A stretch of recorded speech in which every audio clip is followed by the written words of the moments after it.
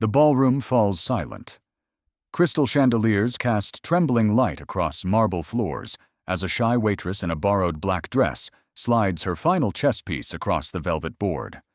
The Arab billionaire across from her, a man whose wealth could buy nations, stares at the board in disbelief. His king has nowhere to run.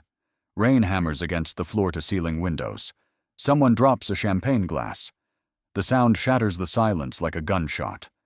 Her entire family's legacy, a cafe her grandmother built with bare hands, now threatened by foreclosure, hangs on this single game. One wrong move, and 3 generations of love dissolve into nothing. Why would a powerful billionaire stake everything on a chess match with a waitress? What secret connects them across the chasm of wealth and poverty? To understand that moment, when the powerless became powerful, we must go back to where it all began, in a small coastal town where kindness was currency and promises were kept. The charity gala in Dubai's most exclusive hotel pulses with wealth. Waitstaff in crisp uniforms weave between tables draped in white silk. Laughter mingles with violin music that seems to cascade from the ceiling itself. The camera finds Layla among them. 26 years old, dark curls tucked behind her ears, eyes perpetually downcast as she refills water glasses with hands that never stop trembling. She moves through the crowd like a ghost, invisible to people whose watches cost more than her yearly salary. From the center stage, a voice cuts through the din. Rashid Al-Mansour steps into the spotlight, his presence commanding immediate attention. His tailored suit probably costs what Layla sends home each month. He announces a challenge with the casual confidence of someone who has never truly lost anything. $1 million to anyone who can defeat him in chess. The crowd erupts in nervous laughter. Chess masters in the audience shift uncomfortably in their seats. They know his reputation. He collects victories the way other men collect art. 3 questions hang in the perfumed air, unspoken but heavy. Why would a billionaire make such a public spectacle at a charity event meant to help coastal communities? What could possibly drive Layla, a woman who apologizes when others bump into her, to raise her shaking hand?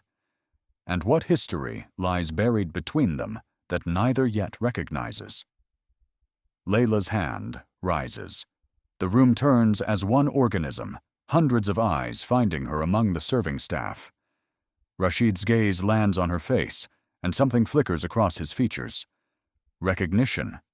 Impossible. They exist in different universes. They've never met. But the moment stretches, elastic and strange, before he gestures toward the chess table with a smile that doesn't quite reach his eyes.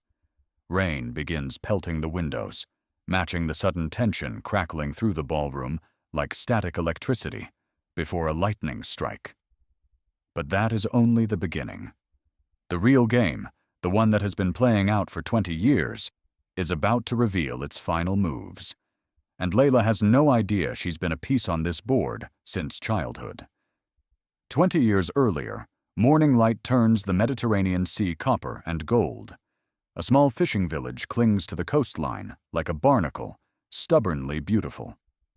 The camera finds young Layla, barely 6 years old, helping her grandmother Nadia run the Seashell Cafe. It's a humble place with mismatched chairs and tables worn smooth by decades of elbows and coffee cups. The smell of cardamom and cinnamon fills the air, mixing with salt wind from the sea. A stranger arrives during a storm that tears at the village like an angry fist. He's drenched, disoriented, speaking broken English mixed with Arabic that tumbles over itself. His car broke down on the coastal road. He has no money, no phone signal, no destination. Just a young man drowning on dry land, desperate in ways that have nothing to do with the rain. Nadia doesn't hesitate. She wraps him in blankets, serves him hot soup in a chipped bowl, gives him dry clothes that belonged to her late husband. She refuses payment with a firm shake of her head. Kindness isn't business. Young Layla brings the stranger her father's old chess set to pass the time. The pieces are carved wood, some broken and glued back together. The stranger's eyes light up for the first time since he stumbled through the door. He teaches the serious little girl the basics by the fireplace: how pawns dream of becoming queens, how knights think in angles, how the king is both the most important piece and the most vulnerable. Before he leaves 3 days later, he carves a small marking into the wooden queen piece. Arabic letters that mean, "Remember kindness." He presses it into Layla's small palm and promises he'll teach her to be a champion someday. Within months, betrayal arrives wearing the face of family. Layla's uncle, her father's younger brother, promises to help Nadia expand the cafe. He brings documents, speaks of opportunity, of honoring family legacy. The papers are signed with Nadia's shaking hand, but the truth reveals itself slowly, like poison. He's secretly mortgaged the property to pay gambling debts that have been mounting for years. Within weeks, he disappears. The bank letters start arriving in envelopes that seem to grow heavier each day. Nadia's heart condition worsens from stress, aging her overnight. Young Layla watches her grandmother's hair turn from silver to white in the span of a single summer. Despite the betrayal, Nadia teaches her granddaughter a lesson that will shape everything to come. When people take from you, you give more. That's how light wins. Layla grows up quiet, but observant, working double shifts before she's old enough to legally be employed. She plays chess alone at night, replaying the moves that mysterious stranger taught her by firelight. The carved queen sits on the windowsill, catching moonlight, a promise she doesn't understand yet. 15 years pass like water through fingers. The cafe survives, barely. Nadia's health fails in increments. First the stairs become difficult, then standing for long periods, then breathing itself becomes labor. Medical bills mount in stacks that Layla organizes by urgency, always choosing which creditor can wait another week. The bank threatens foreclosure, with letters that grow increasingly aggressive. Layla takes a job overseas, Dubai, to send money home. She works charity galas, serving people who spend on champagne what would save her grandmother's legacy. Morning light on the village gives way to harsh, artificial light of a Dubai hotel kitchen. The contrast is complete, brutal, inescapable. Years later, that small act of kindness, one bowl of soup, one dry blanket, one chess lesson, would change everything. But first, the worlds of wealth and struggle would collide in ways no one could predict. The charity event is being hosted by Rashid's corporation to raise funds for Mediterranean coastal communities. The bitter irony isn't lost on Layla. She serves champagne to people raising money for villages like hers, while her own grandmother's cafe dies of neglect and debt. She watches the gala's promotional video playing on massive screens. Rashid Al-Mansour, self-made billionaire, talking about giving back to the coast that shaped him. Her hands shake. The shape of his face, older now but somehow familiar. Could it be? No. Impossible. The world isn't that small. During the event, Layla accidentally spills water near Rashid's table. Her hands betray her at the worst moment. Marcus Chen, Rashid's business associate, a man with cruel eyes and old money arrogance, publicly humiliates her. He calls her clumsy, suggests she's unfit to serve people of quality. Other guests laugh nervously, the way people do when they witness cruelty, but lack the courage to intervene. Rashid says nothing in her defense. He doesn't even look up from his phone, scrolling through emails while a woman is dismantled in front of him. The social betrayal cuts deeper than the spill. She's invisible, less than furniture, a thing to be replaced. Later, Rashid announces his chess challenge. It's meant as entertainment, a display of intellectual dominance disguised as charity. Beat any master at chess? Win $1 million for the charity of your choice. Professional players line up, confident and composed. He defeats them all in under 15 minutes each, barely breaking concentration. The crowd applauds each victory like spectators at a Roman arena.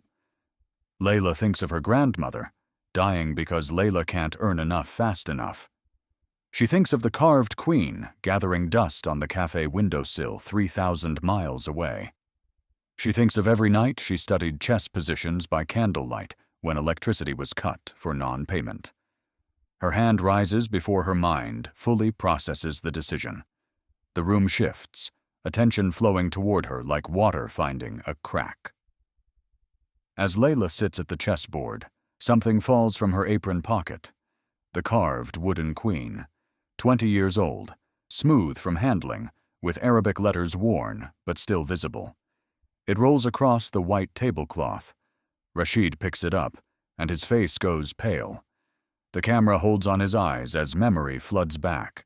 A storm, a fireplace, a little girl with serious eyes, an old woman who asked nothing in return. His hands shake as he sets up the pieces. He says nothing, but something fundamental has shifted in the room's atmosphere. The crowd senses it, the way animals sense earthquakes. Rashid asks where she got the piece. His voice is carefully controlled, but cracks appear at the edges. Layla explains it belonged to her grandmother, from a traveler she once helped during a storm. Rashid's hands tremble as he places the white pieces on his side of the board. The mask he wears, billionaire, philanthropist, untouchable, begins to slip. The chess match unfolds like a conversation between past and present. Every move Layla makes echoes the patterns he taught her 2 decades ago. Rashid starts confident, but grows increasingly disturbed. She's not just good, she plays like him. His style, his strategies, the moves he taught a 6-year-old girl who brought him a broken chess set when he had nothing. Wind rattles the windows. The storm outside intensifies as the game grows more complex, nature mirroring human drama. Midway through the match, Marcus Chen leans close to Rashid and whispers something. The camera catches it, the words hissed like a secret. "She's from that village, the one in your acquisition portfolio." Rashid's expression darkens, clouds passing across the sun. The audience doesn't know what it means, but tension spikes like a fever breaking. As Layla gains advantage on the board, capturing pieces with quiet precision, Rashid studies her face. Recognition crystallizes, sharp and painful. He asks if she knows the Seashell Cafe. His voice barely carries across the velvet board. She looks up, tears threatening to break the surface. "My grandmother's cafe." It's dying. He closes his eyes. The weight of something enormous settles on his shoulders, visible in the way he slumps forward. By nightfall, truth is ready to break. Because Rashid al-Mansour isn't just remembering a kindness, he's remembering the greatest debt of his life, and the terrible way he's repaid it. As Layla moves her pieces toward inevitable victory, knight and bishop working in harmony to corner his king, Rashid does something unexpected. He stops the game. His voice cracks as he addresses the silent ballroom, confessing to an audience that came for champagne and entertainment. 20 years ago, broke and desperate and lost, he was rescued by an old woman in a coastal village. She gave him everything when he had nothing: shelter, food, dignity. That kindness changed his life's trajectory, gave him the strength to keep trying when he wanted to surrender to circumstance. The terrible truth spills out like water from a broken dam. When Rashid's business empire expanded, his company acquired distressed properties along the Mediterranean coast. Marcus Chen, his acquisitions director, handled the portfolio. The Seashell Cafe property was on that list, targeted for demolition to build luxury resorts. Rashid never checked the names, never connected the village. He'd grown so distant from his roots that he'd forgotten the face of the woman who saved him, forgotten the promise he made to a little girl by firelight. The ballroom erupts in whispers, a sound like wind through wheat. Marcus Chen stands, defensive, claiming it's just business, Markets and opportunities and shareholder value. The language of money insulating conscience. But Layla pulls out a document from her grandmother's things. A letter Rashid wrote 20 years ago, promising he'd never forget, that he'd return the kindness tenfold. The paper is yellowed, creased from folding and refolding. The Arabic signature matches his. The carved chess queen sits between them like evidence in a trial, silent witness to broken promises. Marcus reveals his deeper betrayal, confident the truth can't touch him. He'd known about Rashid's connection to the village.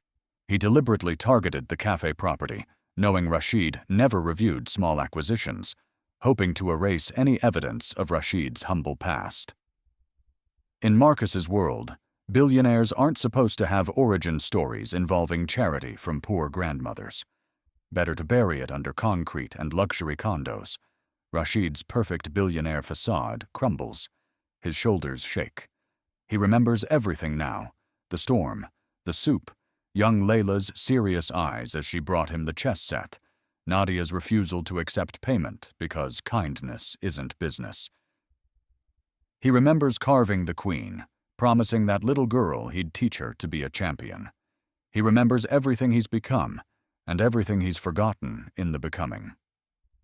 Through tears that he doesn't bother to hide, Rashid asks Layla to finish the game. She moves her queen, the carved one, now placed on the board, into position. Checkmate. The room is silent, except for rain against glass. Softer now, like the storm is losing interest. She's won, but victory tastes like ash because it's come at the cost of broken faith. Thunder shakes the building one final time. Lights flicker. In that dramatic moment, Rashid makes a declaration to the assembled crowd of Dubai's elite. He's canceling all foreclosures on his coastal property portfolio.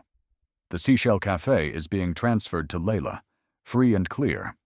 More, he's establishing a foundation in Nadia's name to preserve family businesses in vulnerable communities. His voice grows stronger as he speaks, finding solid ground after years of drifting. Marcus objects, citing board responsibilities and shareholder value, the armor of corporate speak. Rashid responds with ice in his voice, each word measured and final. You're dismissed, effective immediately, and you'll be repaying every property you deliberately targeted to erase my past. Security escorts Marcus out as the crowd watches in silence. Justice, for once, delivered in real time. Layla doesn't celebrate.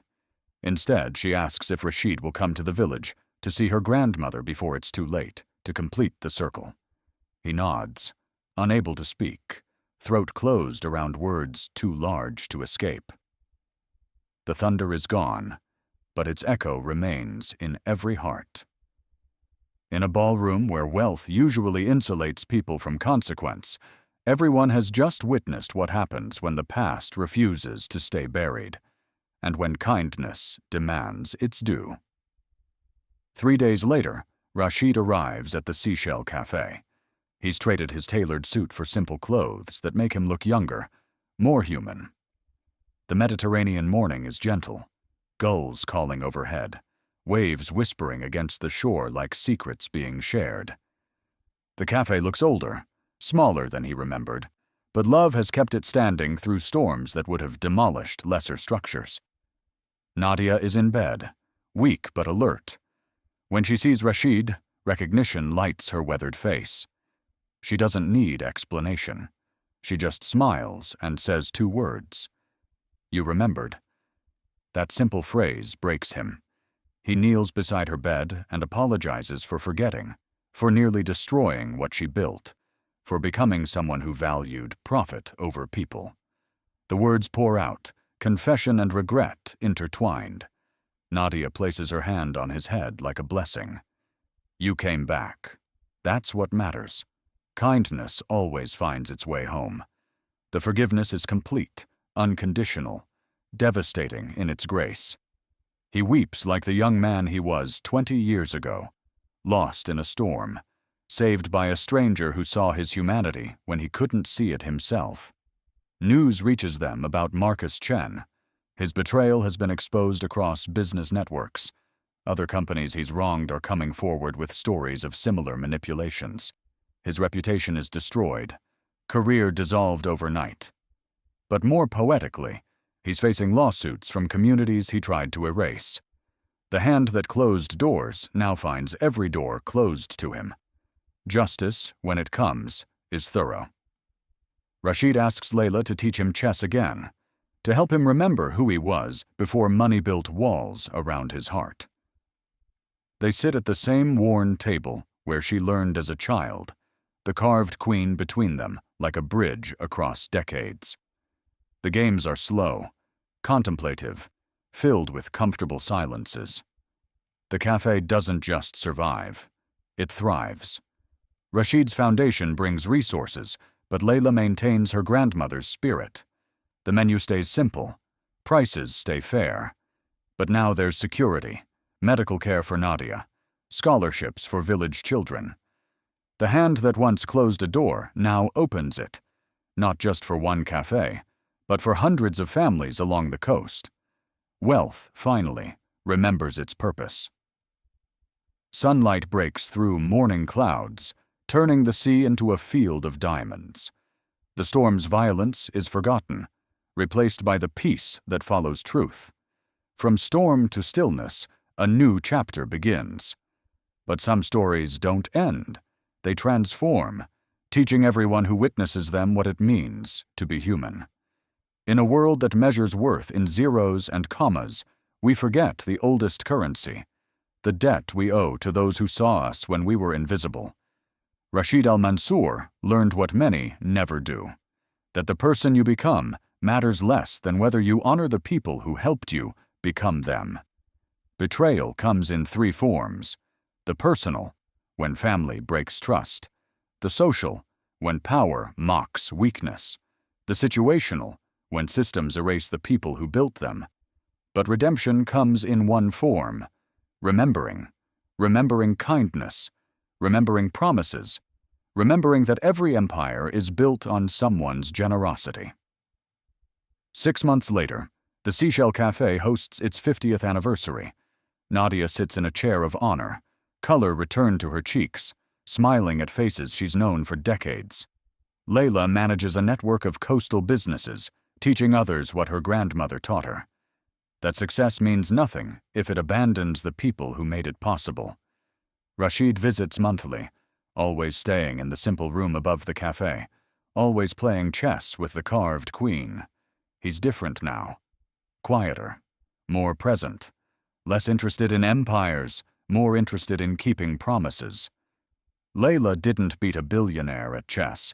She reminded him that winning means nothing if you've lost yourself, and sometimes the poorest person in the room is the one who forgot where they came from. The carved chess queen sits on the cafe windowsill, catching morning light. The Arabic inscription is still visible after all these years. Remember kindness. It's a command, a prayer, a promise that outlasts storms and betrayals and all the distances wealth can buy. If this story touched your heart, if it reminded you that integrity outlives wealth and kindness outlasts power, consider what debts you carry that might still be repaid. And if someone once helped you when you had nothing, maybe it's time to remember. Dawn light streams through windows. Steam rises from coffee cups. The sound of waves replaces music. Quiet, complete. Home.